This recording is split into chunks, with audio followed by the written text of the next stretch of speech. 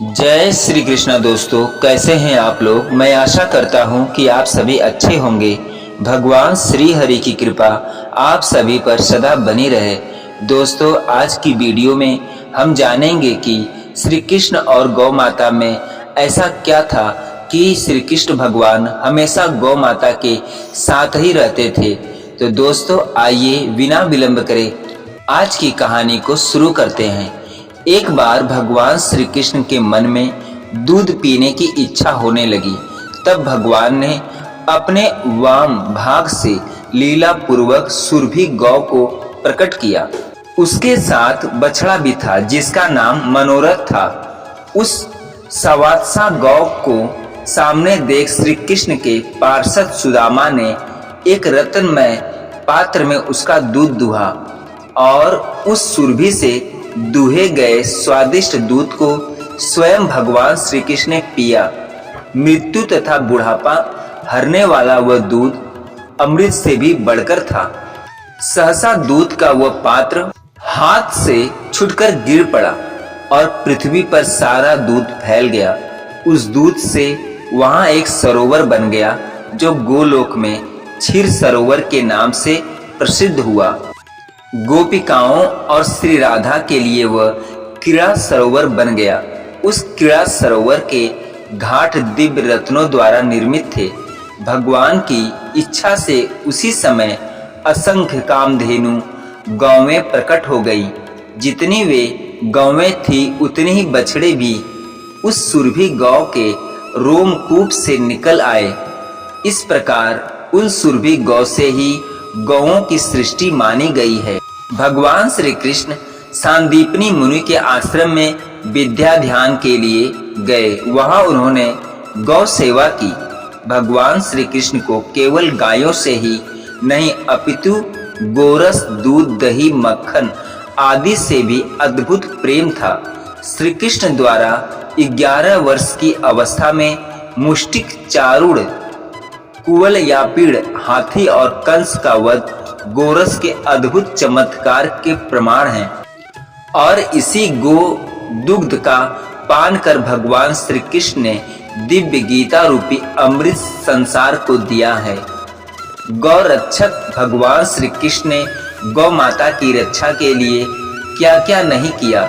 उन्हें दावानल से बचाया, इंद्र के कोप से गायों और ब्रजवासियों की रक्षा के लिए गिरिराज गोवर्धन को अपनी कानी उंगली पर उठाया। तब देवराज इंद्र ने ऐरावत हाथी की सूंड के द्वारा लाए गए आकाश गंगा के जल से तथा कामधेनु ने अपने दूध से उनका अभिषेक किया और कहा कि जिस प्रकार देवों के राजा देवेंद्र हैं उसी प्रकार आप हमारे राजा गोविंद हैं। भगवान श्री कृष्ण का बाल्य जीवन गौ सेवा में बीता, इसलिए उनका नाम गोपाल पड़ा। पूतना के वध के बाद गोपियों श्री कृष्ण के अंगों पर गोमूत्र, गोरज व गोमय लगाकर शुद्धि करती हैं, क्योंकि उन्होंने पूतना के मृत शरीर को छुआ था। और गाय की पूंछ को श्री कृष्ण के चारों ओर घुमाकर उनकी नजर उतारती हैं। तीनों लोकों के कष्ट हरने वाले श्री कृष्ण के अनिष्ट हरण का काम गाय करती है। जब जब श्री कृष्ण पर कोई संकट आया, नंद बाबा और यशोदा माता ब्राह्मणों को स्वर्ण, वस्त्र तथा पुष्पमाला से सजी गायों का दान करते थे। यह है गौ माता की महिमा और श्री कृष्ण के जीवन में उनका महत्व। नंद बाबा के घर सैकड़ों ग्वाल बाल सेवक थे, पर श्री कृष्ण गायों को दुहने का काम भी स्वयं करना चाहते थे। कन्हैया ने आज माता से गाय चराने के लिए जाने की जिद की और कहने लगे कि भूख लगने पर वे वन में तरह तरह के फलों के वृक्षों से फल तोड़कर खा लेंगे। पर माँ का हृदय इतने छोटे और सुकुमार बालक के सुबह से शाम तक वन में रहने की बात से डर गया और वह कन्हैया को कहने लगी कि तुम इतने छोटे छोटे पैरों से सुबह से शाम तक वन में कैसे चलोगे। लौटते समय तुम्हें रात हो जाएगी। तुम्हारा कमल के समान सुकुमार शरीर कड़ी धूप में कुम्हला जाएगा। परंतु कन्हैया के पास तो माँ के हर सवाल का जवाब है। वह माँ की सौगंध खाकर कहते हैं कि न तो मुझे धूप लगी और न ही भूख, और वह माँ का कहना न मानकर गोचारण की अपनी हट पर अड़े रहे। मोर मुकुटी वनमाली पीताम्बरी धारी श्री कृष्ण यमुना में अपने हाथों से मलमल कर गायों को स्नान कराते।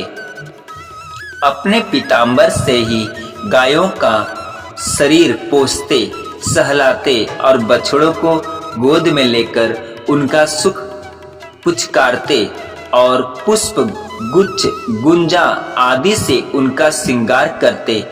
तिड़ एकत्र कर स्वयं अपने हाथों से उन्हें खिलाते। गायों के पीछे वन वन व नित्य नंगे पांव कुछ कंकड़ कंटक सहते हुए उन्हें चराने जाते। गाय तो उनकी आराध्य है। आराध्य का अनुगमन पाद त्राण पहन कर तो होता नहीं, मतलब चप्पल जूते पहन कर तो गायों को चराया जाता नहीं। परम ब्रह्म श्री कृष्ण गायों को चराने के लिए जाते समय अपने हाथों में कोई छड़ी आदि नहीं रखते थे, केवल वंशी लिए हुए ही गाय चराने जाते थे। वह गायों के पीछे पीछे ही जाते और गायों के पीछे पीछे ही लौटते।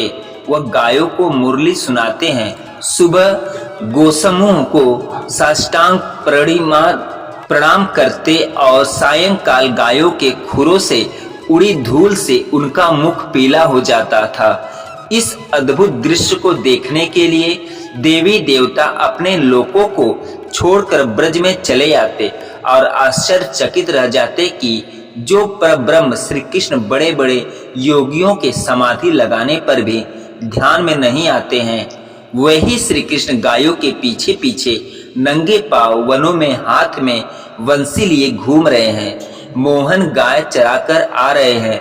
उनके मस्तक पर नारंगी पगड़ी है जिस पर मयूरी पंच का मुकुट लगा है। मुख पर काली काली अलके बिखरी हैं जिनमें चंपा की कलियां सजाई गई हैं।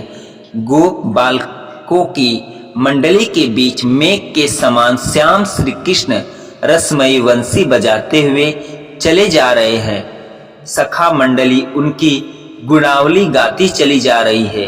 गेरू आदि से चित्रित सुंदर नट के समान भेष में ये नवल किशोर मस्त चलते हुए आ रहे हैं। चलते समय उनकी कमर में करधनी के किंकड़ी और चरणों के नुपुरों के साथ गायों के गले में बधी घंटियों की मधुर ध्वनि सब मिलकर कानों में मानो अमृत घोल रही हो। दोस्तों, ये थी भगवान श्री कृष्ण से और गौ माता से जुड़ी कहानी।